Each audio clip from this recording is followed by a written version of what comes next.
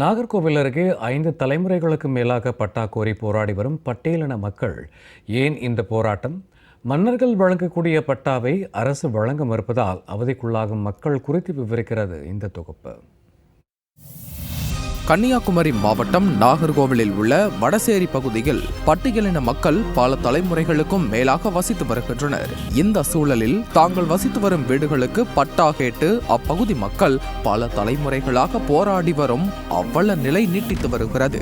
இதுகுறித்து சம்பந்தப்பட்ட அதிகாரிகளிடம் பலமுறை புகார் அளித்தும் பயனளிக்காததால் வீட்டுமனை பட்டா கோரி கடந்த 2 வருடங்களாக பல்வேறு கட்ட போராட்டங்களை நடத்தி வருகின்றனர்.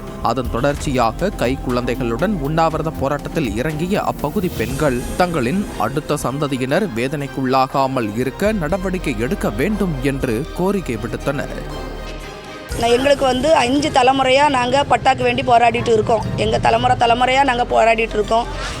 இந்த தலைமுறையிலையும் எங்கள் பிள்ளைங்க தலைமுறையிலையும் இந்த போராட்டம் தொடர வேண்டாம் அப்படிங்கிறதுக்காக வேண்டி தான் நாங்கள் இவ்வளோ தூரம் போராட்டத்தில் ஈடுபட்டு செஞ்சிட்ருக்கோம்.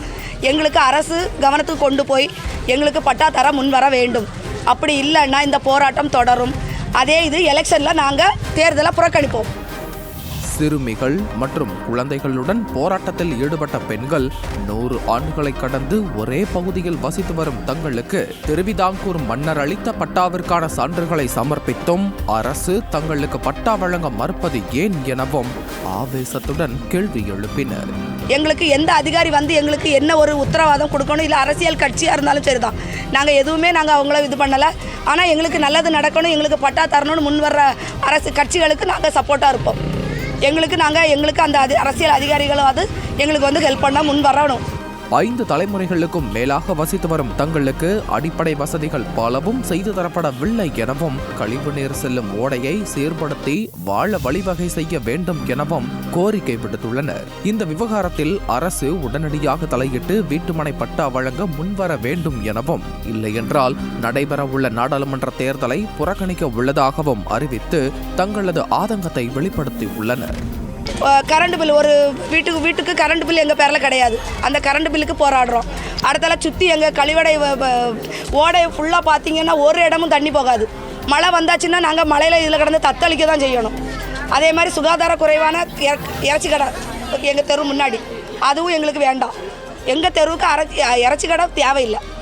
எங்களோட இடத்துலோட சர்வே நம்பரில் எங்களுக்கு கொடுக்க முடியாத பட்டா அந்த 3 பேருக்கு எப்படி கொடுத்தாங்க, அதுதான் எங்களோட கோரிக்கை. அப்போ அந்த அடிப்படையில் எங்களுக்கு கொடுங்க. அதைத்தான் நாங்கள் கேட்டு இத்தனை வருஷமாக இத்தனை தலைமுறையாக நாங்கள் போராடிட்டு இருக்கோம். தங்களது சர்வே எண்ணில் தங்களுக்கு அளிக்க முடியாத பட்டாக்களை வேறு இடத்தைச் சேர்ந்த 3 பேருக்கு வழங்கியது எப்படி எனவும், அது சாத்தியமாகும் பட்சத்தில் அதன் அடிப்படையில் தங்களுக்கும் பட்டா வழங்க வேண்டும் எனவும் வலியுறுத்தினர். உரிய ஆவணங்கள் இருந்தும் இருப்பிடத்திற்கான பட்டா கேட்டு போராடி வரும் மக்களின் வேதனை குரல் அரசின் செவிகளுக்கு எப்போது எட்டும் என்பதே கேள்வியாக இருந்து வருகிறது.